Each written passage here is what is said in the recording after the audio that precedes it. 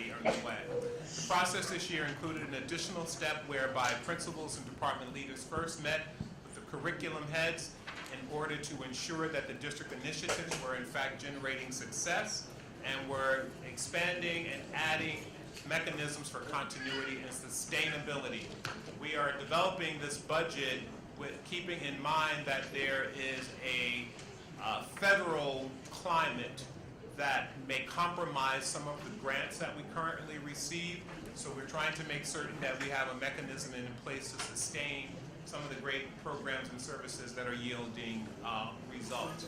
We have worked to ensure that there is a balance between site-based decision making and decentralization. So while there's tons of research that says site-based decision making really is a way to get buy-in, it has also, in some regards, caused us to operate inefficient in some regards. So we are going to be decentralizing some things that were once delegated at the building level.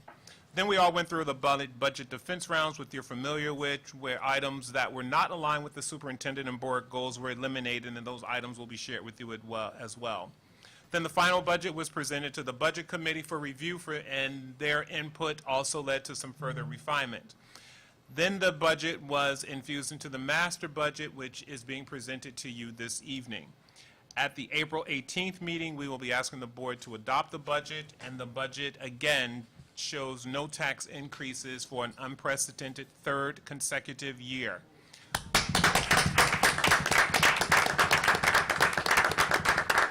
Now, this budget is based on state aid numbers as we know and understand them today. I ask as you listen to this budget and you hear this presentation that you remain cognizant of the fact that our country is in flux as it relates to public education, and there are some things that may change last minute, but this is a budget that we are confident our voters will support. So with that being said, we will begin with our budget presentation.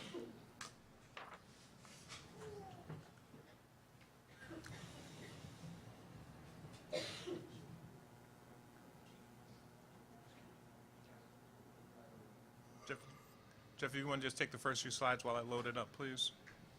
Good evening, everyone.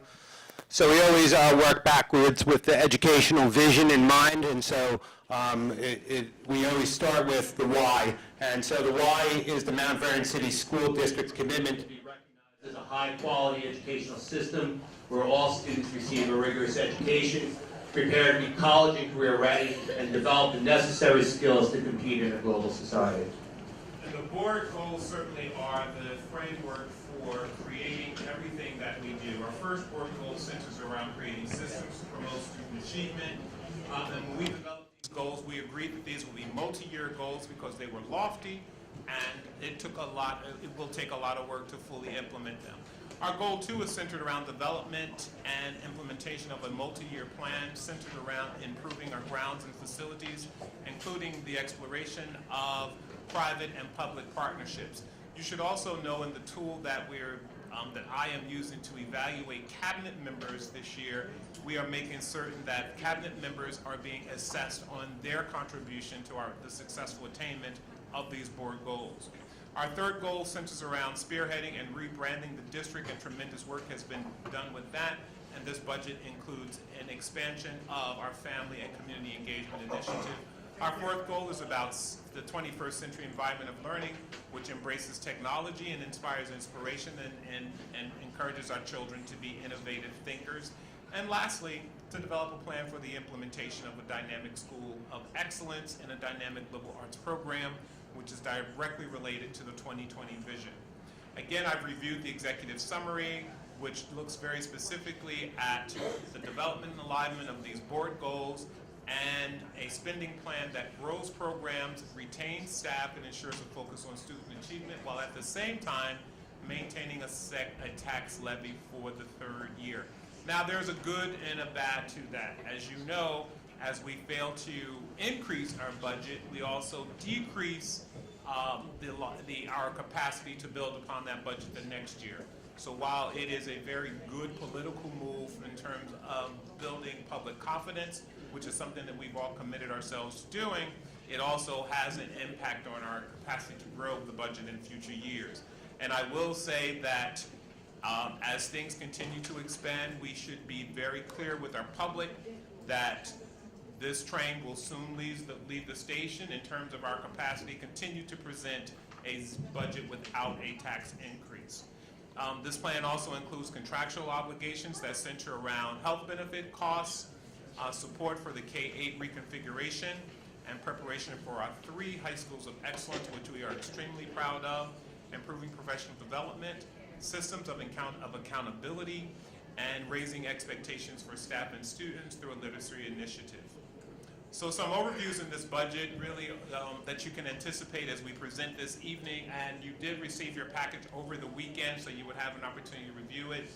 There are a few minor changes since then, but nothing of substance. The 2020 vision is the forefront. We've increased teacher productivity and systems to monitor that. We're looking at improving and expanding our parent and community engagement initiative, and of course improving student outcomes, college and career readiness. Quality educational programs, as you know, early interventions and pre-K education is very near and dear to my heart.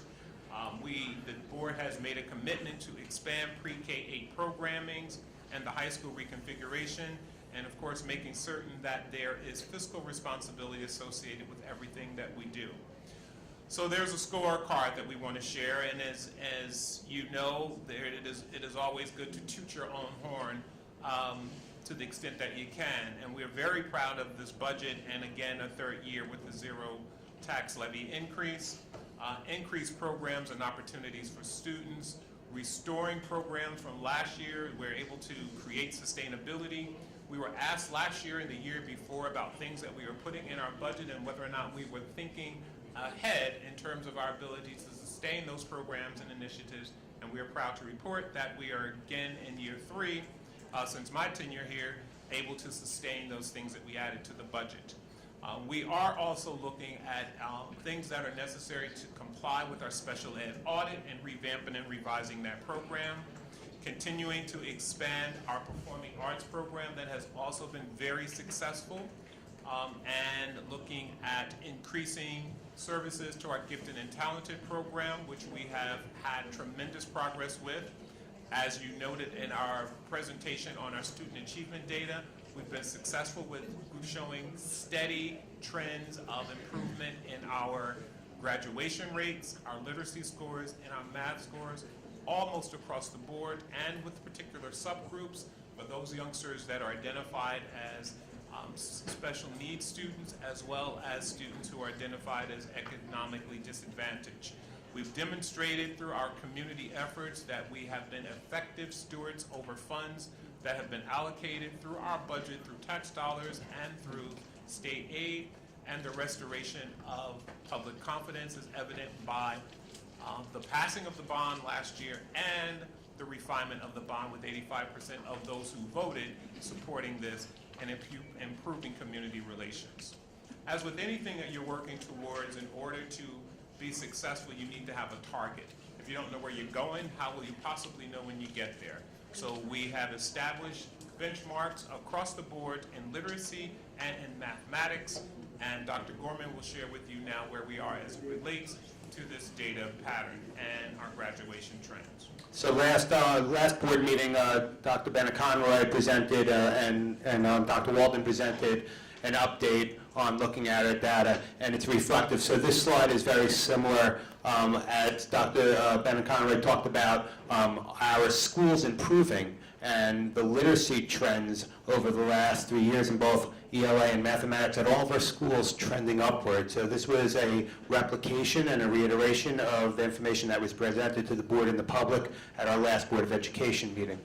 Similarly, we put a strong emphasis in the district on graduation rates, and through the first presentation today, we did see an upward trending motion in the last 3 budgets and last 3 years of overall graduation rates. And so we have set our targets, and while we have not reached them yet, the trends are strong and they're consistently moving up. So